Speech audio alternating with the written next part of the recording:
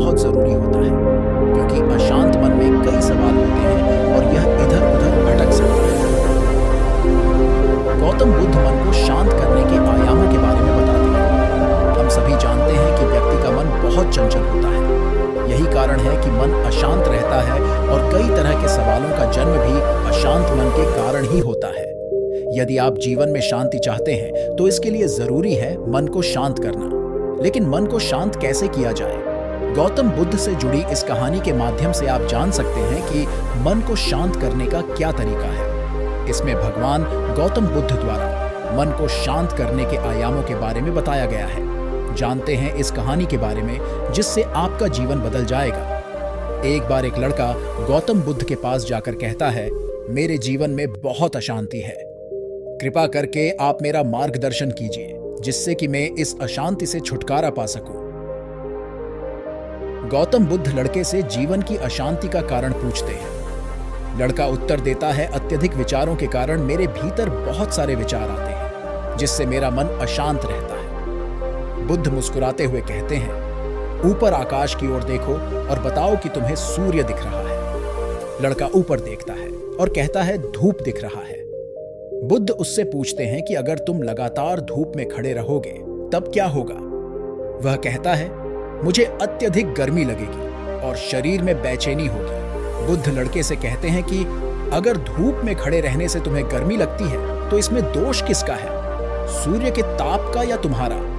लड़का कुछ सोचने के बाद कहता है, इसका जवाब आप भी बताइए। बुद्ध कहते हैं, सूर्य का काम है ताप देना और ताप का काम है गर्मी लगना। ऐसे में तो दोष तुम्हारा ही है कि तुम धूप में जाकर खड़े हुए जिससे कि तुम्हें गर्मी लगी। तुम्हें अगर शीतलता चाहिए तो तुम्हें छांव में रहना होगा। ठीक इसी तरह चंचल मन का भी स्वभाव होता है विचारों और भावनाओं को जागृत करना। विचार क्षण भर के लिए होते हैं, लेकिन विचार से पैदा हुई भावनाएं देर तक टिकी रहती है। लेकिन यह तुम्हें निर्णय लेना है कि तुम्हें विचार और भावनाओं के साथ चलना है या अलग दिशा बनानी है। बुद्ध कहते हैं, मन को शांत करने के लिए तन के आयाम पर काम करना सबसे आसान तरीका है। शरीर के स्तर पर हमारी कर्मेंद्रियां और ज्ञानेंद्रियां हैं। कर्मेंद्रियां कर्म और ज्ञानेंद्रियां ज्ञान से जुड़ी होती हैं। इससे हम अपनी संवेदनशीलता को बढ़ा सकते हैं, यानी हम जो भी काम करें उसे आनंद के साथ करें। मन के आयाम से हटकर तन के आयाम पर जाने से ही तुम्हारा चित्त शांत होगा। ऐसा करने से तुम मन के आयाम से हटकर शरीर के आयाम पर आ जाओगे, ठीक उसी तरह जैसे तुम धूप से हटकर छांव में आ सकते थे।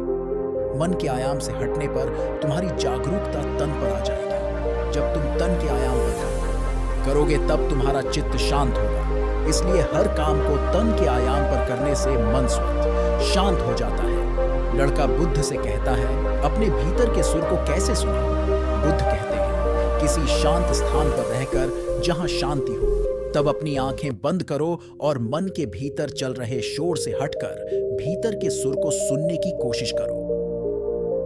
सुर निरंतर चलता रहता है, लेकिन बाहर के शोर के कारण तुम अपने मन के भीतर चल रहे सुर को नहीं सुन पाते। जब तुम अपने दोनों कानों को अपने हाथों से बंद कर दोगे तभी मन के सुर को सुन पाओगे। इस तरह तुम मन की अशांति से दूर हो जाओगे और तुम्हारा मन शांत हो जाएगा।